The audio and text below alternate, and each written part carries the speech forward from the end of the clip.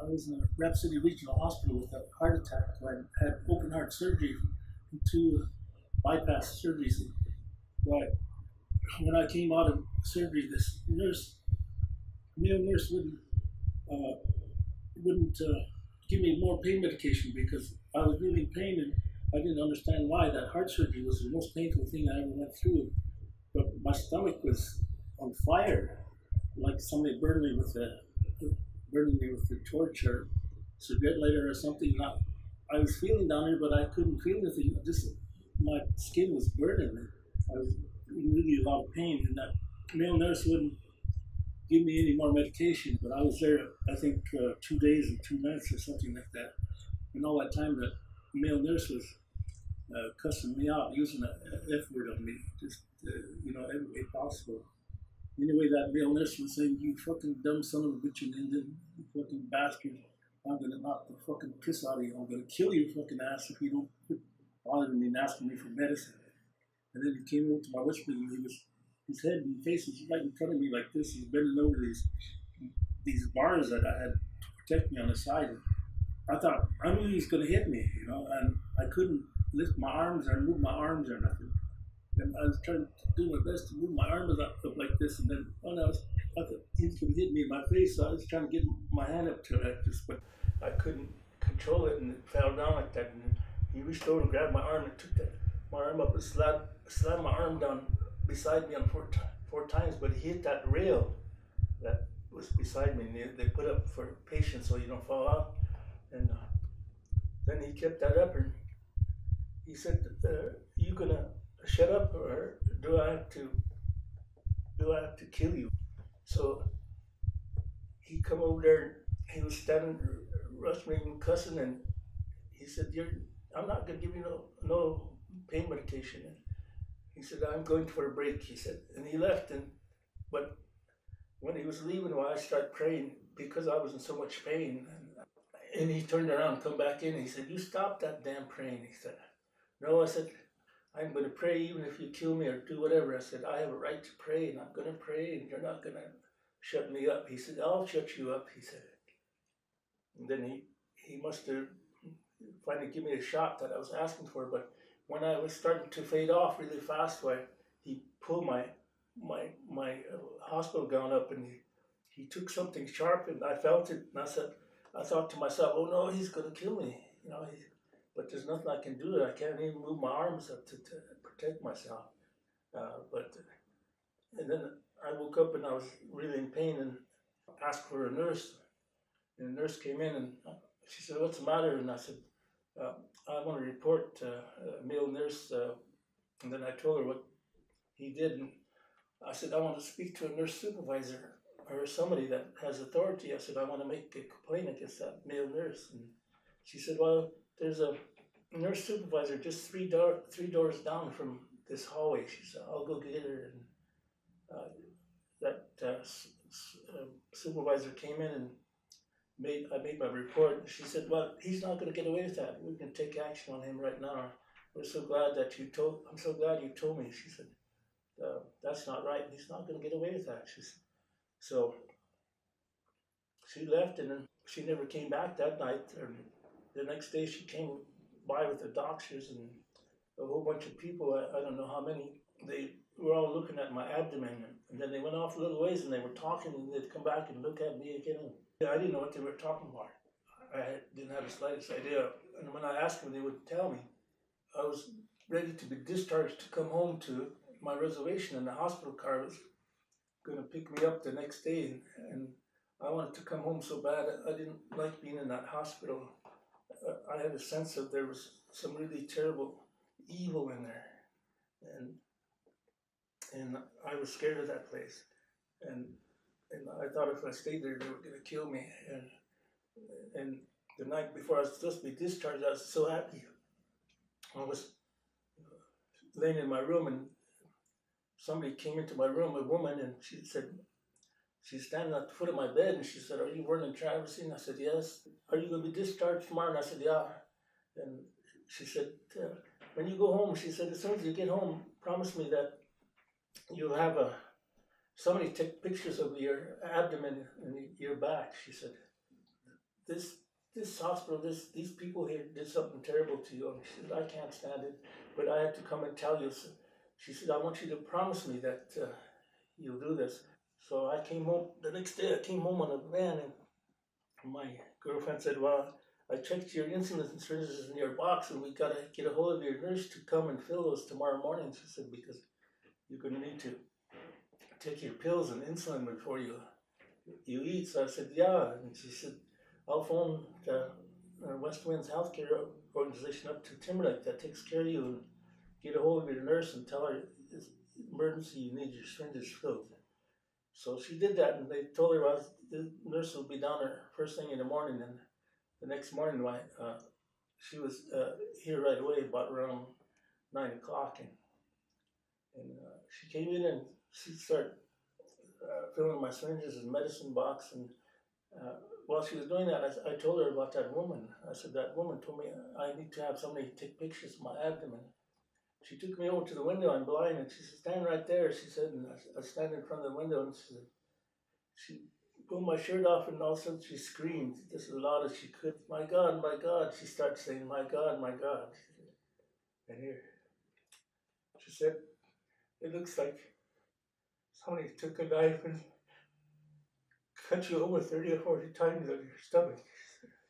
And you have a stab wound on your left side. She said, I gotta telephone my supervisor and ask her what I should do. So she called her supervisor, and her supervisor said, call for an ambulance and take him to the emergency room and go with him. She said, this Indian Health Service doctor came in, and when she's seen those wounds, she said, somebody has either branded you or took a sharp knife, and you have two giant K's on each side of your rib cage, and you have a smaller K in your abdomen, right on the top of your abdomen there, that it looks like a handwritten K, and then you have some letters beneath that too. She said, it looks like an I and an O and an N beneath that middle K. She said, but they're smaller, but you have three large K's.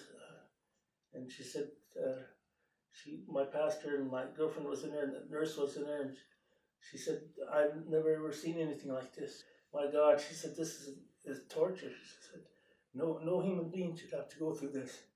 My pastor said, we got to report this to the FBI. So he called down there, and we got a hold of the agent right away, and that agent told him, said he's going to be out the next day with another agent to take pictures and start an investigation on my case. And he never did come, and the FBI finally came from Rap City with the assistant state's attorney from Pier to investigate my case, and they came, and my girlfriend was here, and my pastor, I invited my pastor over, and I didn't trust that FBI, and they came and they interviewed me and took pictures of my abdomen and my back, and took statement and tape recorded me, and said they were going to start an investigation on my case, and until they were satisfied with what happened, and they were probably going to refer it to a judge. Finally, a couple months after that visit, then the FBI man came from Rapid City, a different FBI man, and he said, we want to send you down to Sioux Falls, South Dakota, because there's a state dermatologist that's the best in the state, and we want to find out what caused those marks.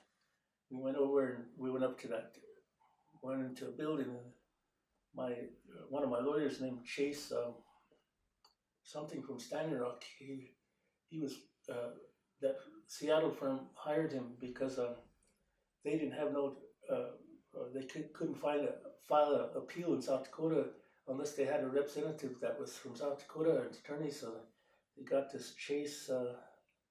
Iron Eyes. Yeah. So he asked if he could be part of my attorney. So I said, yeah. And so he was down at Sioux Falls with me that day. We went into that examination room. He done an examination for about 40 minutes, and I was really tired. He took X-rays, and he was examining me, and then when he got through, he said, now I'm ready to tell you what I know has happened. You've been branded with what I call a cauterizing iron, and this is what has been used against you, he said. But he said, I'm it, the second, the secondary thing that might have been used against you was a surgeon's scalpel. He said that really sharp knife that they used to operate on you with. He said those letters below those 3Ks. He said those look like they were done with a scalpel or super sharp knife. The I and the O and the N that was below this one. The, the, the middle K was about right here, and it was kind of handwritten, and the two large Ks were right here on the side. Literally branded to you, he said.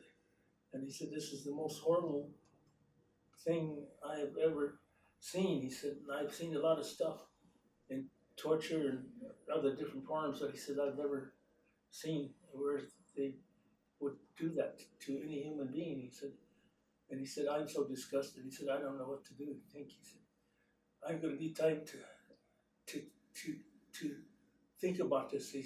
And my that Chase Ironheart said, he said, could you possibly be our witness to what you told us and what you're going to write? He said, yeah. He said, I'll gladly be a witness. He said, because of this, he said, I want to be there. He said, I want to tell the judge exactly what my report is. And then he told the FBI and my lawyer and me that he would give us copies. And it said on there that he believed that it was done with the cauterizing those 3Ks. And then when we had court in Rap City, he was there. My three attorneys were sitting beside me on a table, and that Iron Eyes was sitting on the right-hand side of me, and the judge brought this jury in, but the judge said, this trial has been going on for close to 4 years, he said, and I'm tired of it. And he said, I know this Mr. Travers, he's probably tired of it too. And he's old and sickly, and I know he's tired of waiting. He said, so I'm going to ask you, the jurors, for your statement now, whether you want to serve on the jury or not. And each and every one, all 13 of them told the judge right in front of him, said, we're prejudiced against Mr. Traversy here. We don't believe that the hospital would ever do anything like that to anybody. And we have friends and relatives that work there and are working there now.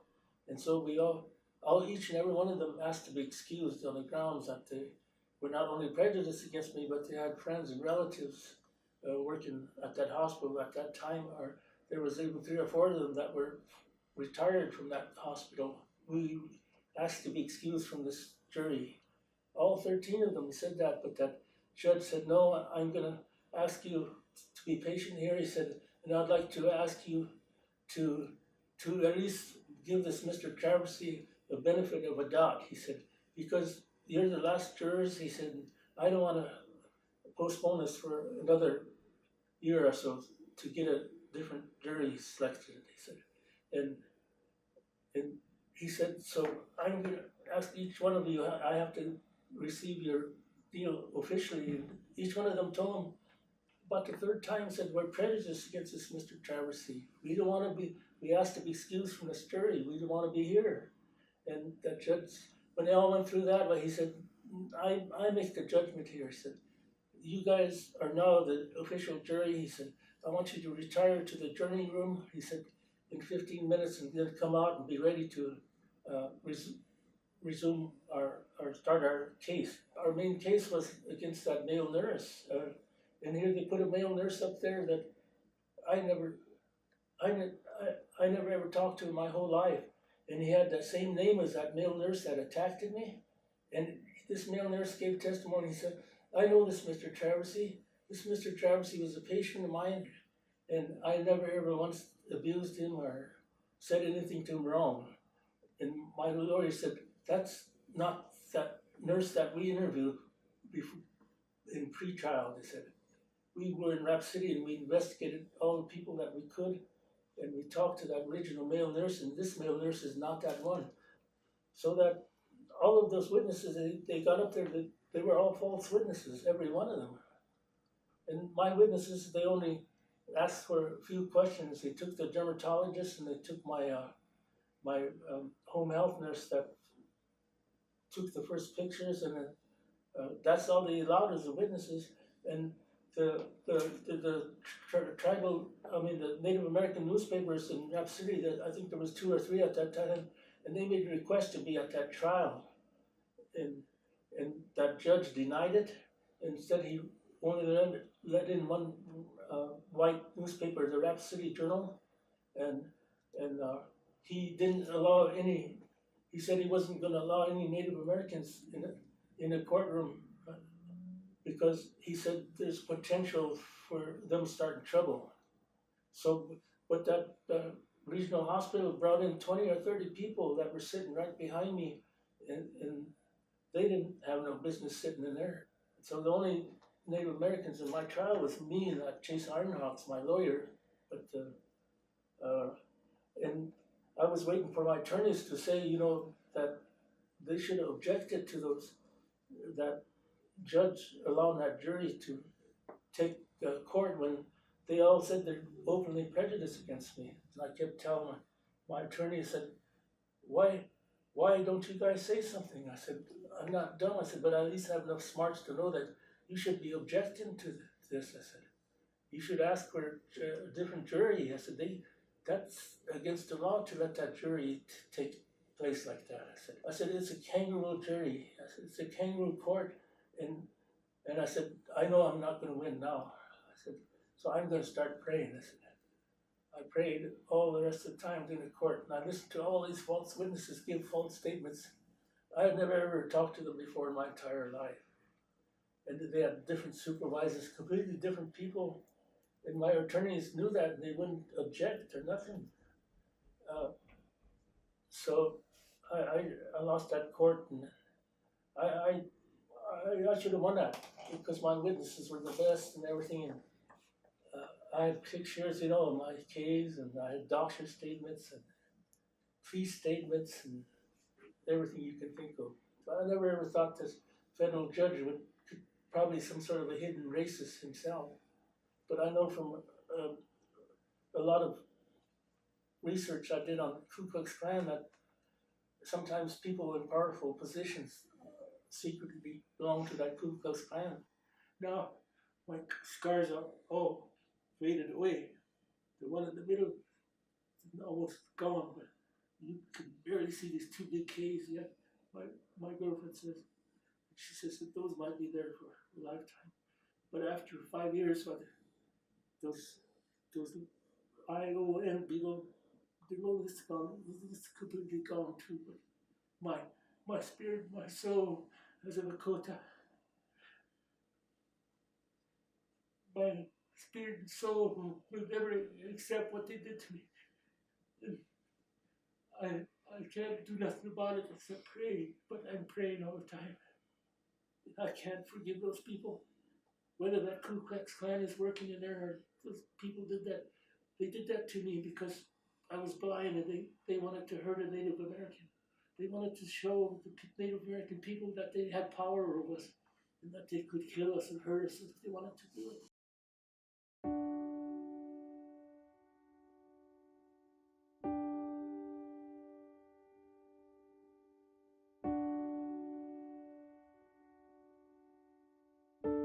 Family and friends of Cheyenne Ponce held a peaceful rally at Rapid City Regional Hospital seeking answers after her death following a stroke.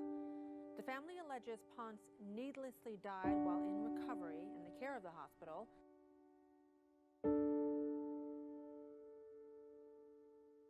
Indians fucking suck.